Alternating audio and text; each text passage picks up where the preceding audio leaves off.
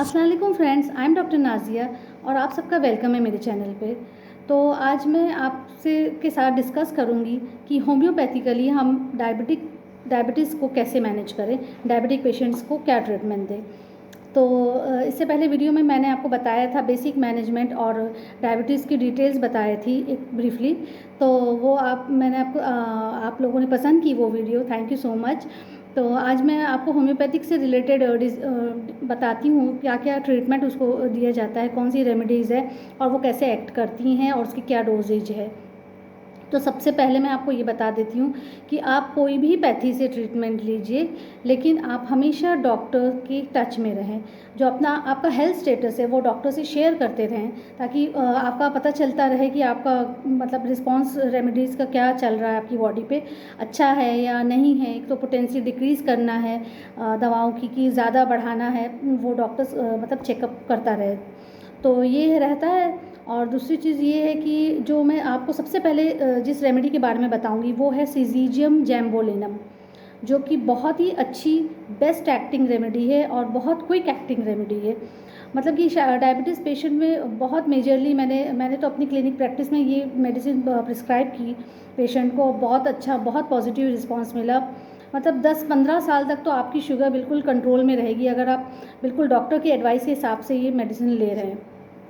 हाँ, ये है कि उसके बाद भी कॉम्प्लिकेशंस आने लगते हैं, तो आप कॉम्प्लिकेशंस के हिसाब से फिर मेडिसिन चेंज कर सकते हैं, कम ज़्यादा कर सकते हैं। ठीक है।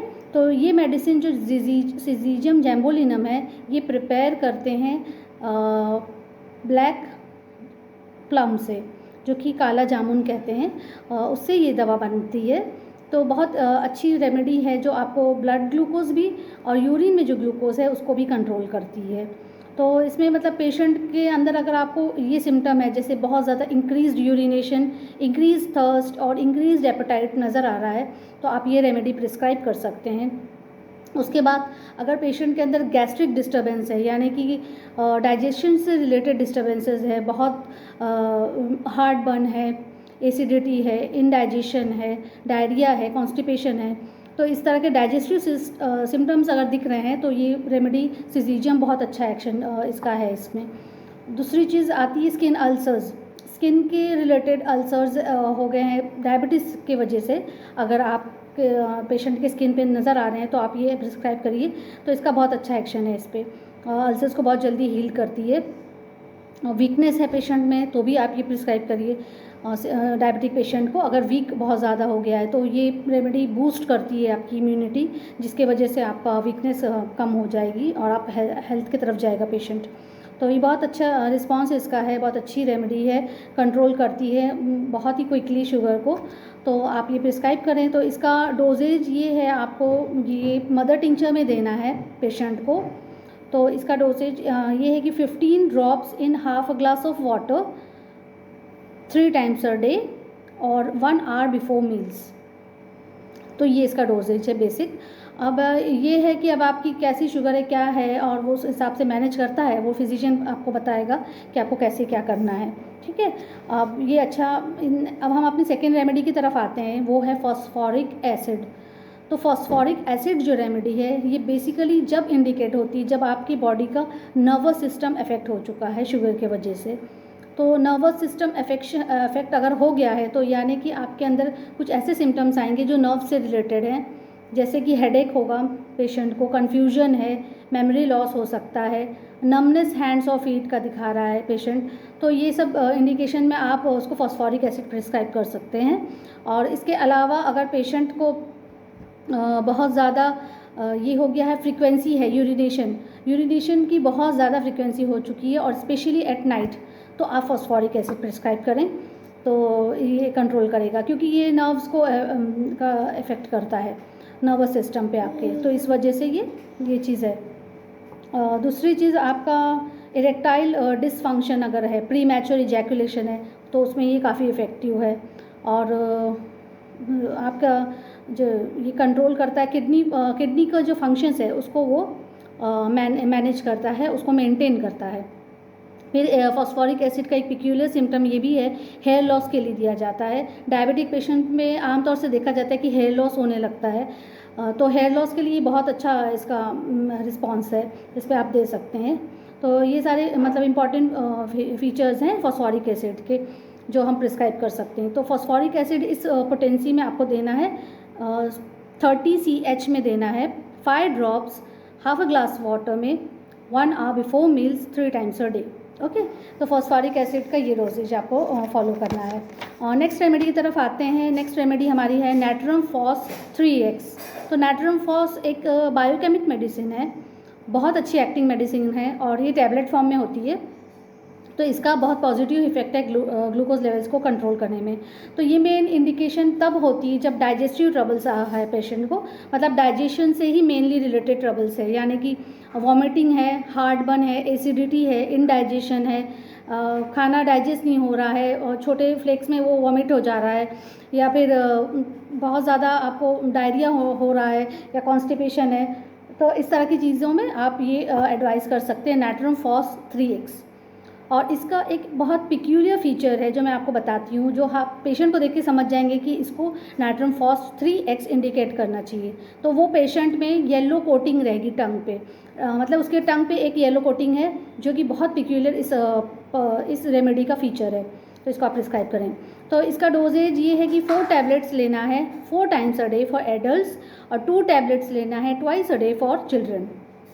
ये इसका डोजेज है।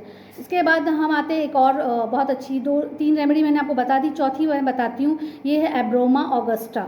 तो ये रेमेडी जो है ये मेनली तब प्रिस्क्राइब करते हैं जब पेशेंट में हद से ज़्यादा वीकनेस है, बहुत ज़्यादा एक्सट्रीम एग्जॉस्शन है, पेशेंट बिल्कुल थका हुआ है, वो बिल्कुल भी कुछ करना नहीं चाहता है, कुछ भी नहीं, बिल्कुल लाइफ एकदम डल है।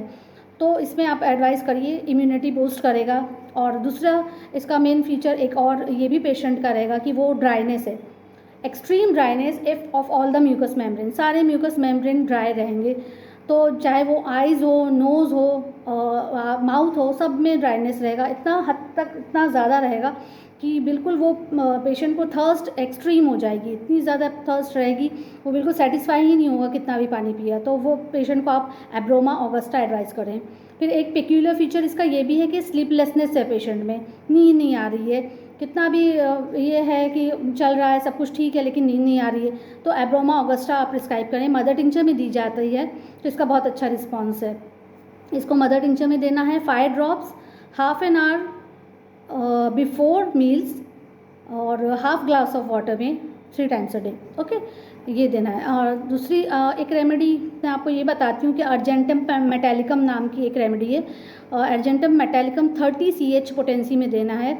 तो ये आपको तब देना है जब पेशेंट को बहुत इनकॉन्टिनेंस यूरिन का हो गया है, मतलब अनकॉन्शियसली यूरिन पास हो जा रहा है और बहुत प्रोफ्यूज यूरिनेशन है, बहुत फ्रीक्वेंसी है यूरिनेशन की, तो आप अर्जेंटम मेटालिकम 30 CH में प्रिस्क्राइब कर सकते हैं।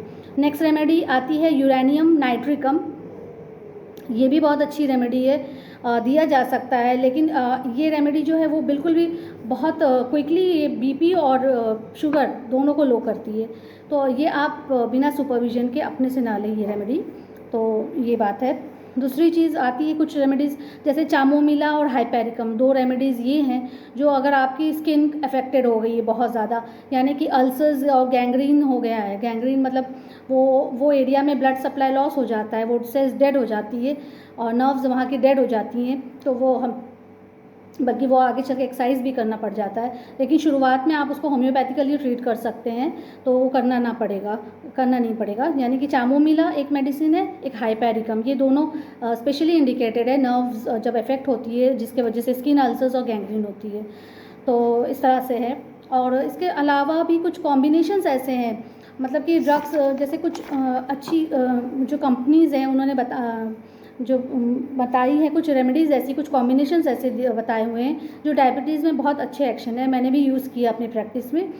जैसे कि डाइबोनिल ड्रॉप्स आता है SBL का, काफ़ी इफ़ेक्टिव है और रेट भी इसका बहुत मतलब चीप है, बहुत ज़्यादा कॉस्टली नहीं है, तो बहुत अच्छी रेमेडी, बहुत अच्छा रिस्पॉन्स है इसका। 20 ड्रॉप्स लेना है हाफ ग्लास ऑफ वाटर में 1 hour before meals. Okay, 3 times a day, तो ये काफ़ी है। फिर नेक्स्ट आता है एक डॉक्टर रेक्विग ब्रांड है, जर्मन ब्रांड है, तो इनकी कंपनी का R40 है, वो आप लें, शुगर पेशेंट्स को दें 15 ड्रॉप्स डालना है पानी में, हाफ ग्लास ऑफ वाटर में 1 hour before meals 3 times a day.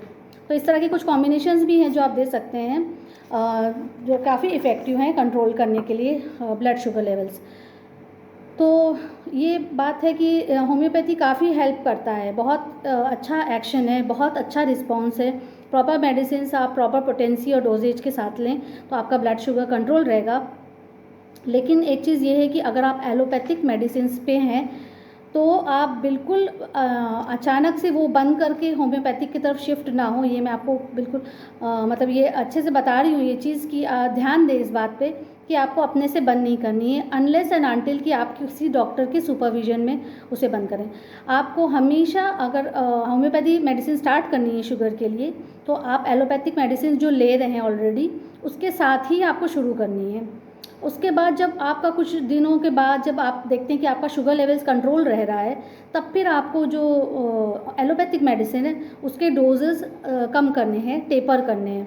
तो धीरे धीरे वो कम करके तब फिर उसे बंद करना है लास्ट में जाके, जब बिल्कुल कंट्रोल में आ गया है उसके बाद आप सिर्फ होम्योपैथिक मेडिसिन लें। लेकिन आपको एकदम से बंद नहीं करना है। और ग्लूकोज की क्या, आप इनफैक्ट कोई भी हार्मोन टैबलेट्स अगर आप ले रहे हैं, चाहे वो ग्लूकोज बीपी की हो या कोई वुमेन कोई भी डिस्टर्बेंस जो होता है औरतों में, जैसे कि पीसीओज है या थायराइड के लिए कोई भी हार्मोनल टैबलेट ले रहे हैं अगर आप, तो आप उसको एकदम से बंद नहीं कर सकते हैं। आप हमेशा डॉक्टर के सुपरविजन में करिए, टेपर करना पड़ता है डोज, स्लोली वो कम करके फिर वो बंद करते हैं। और तो ये इसका होता है। और दूसरी चीज़ ये है मैं ये वही बताती हूँ कि जो ये सारी मेडिसिन है ये हैं बहुत अच्छी एक्टिंग है, लेकिन इन सारी मेडिसिन के साथ आपको बेसिक मैनेजमेंट जो मैंने आपको पिछले वीडियो में बताया था वो भी फॉलो करना है, तो ही आपका शुगर लेवल्स कंट्रोल रहेंगे। सिर्फ मेडिसिन से नहीं, आपको डाइटिक चेंजेस भी जो है वो करने हैं, और आपको स्ट्रेस मैनेजमेंट है, टेंशन वगैरह से दूर रहना है, कोशिश करना है। और जो फिर उसके बाद ये रेमेडीज़ जो हैं होम्योपैथिक, तो बहुत अच्छा रिस्पांस है। आप प्रॉपर्ली लें डॉक्टर के सुपरविजन में। मैं बार बार ये कह रही हूँ कि अपने से मत वो करिए, क्योंकि सबके बॉडी का अलग वो होता है। अब कौन सी सिचुएशन पे कौन सी है वो है, तो आप प्रीफर ही करें हमेशा कि आप डॉक्टर के सजेशन लें कि क्या करना है, डॉक्टर के एडवाइस के ही हिसाब से बंद और चालू करना है डोजेस। तो फिर मुझे कमेंट करके बताइएगा कि आप लोगों को कैसा लगा ये वीडियो, और आपको ये वीडियो कुछ हेल्पफुल रहा या ना रहा, तो मुझे बताइएगा ज़रूर। और आगे भी मुझे कौन से टॉपिक्स पे बात करनी चाहिए, बहुत सारे रिक्वेस्ट आए हैं मेरे पास कुछ टॉपिक्स के, तो इंशाल्लाह वो धीरे धीरे मैं कवर करूँगी, डिस्कस करूँगी आप लोगों के साथ। और फिर भी आप बताइएगा और कोई सजेशन आपको हो तो मुझे अच्छा लगेगा। और ठीक है, फिर मिलते हैं नेक्स्ट वीडियो में। लाइक करें, शेयर करें और सब्सक्राइब करें मेरे चैनल को, और अच्छे अच्छे कमेंट्स करें। और take care, believe in homeopathy. अल्लाह हाफिज़।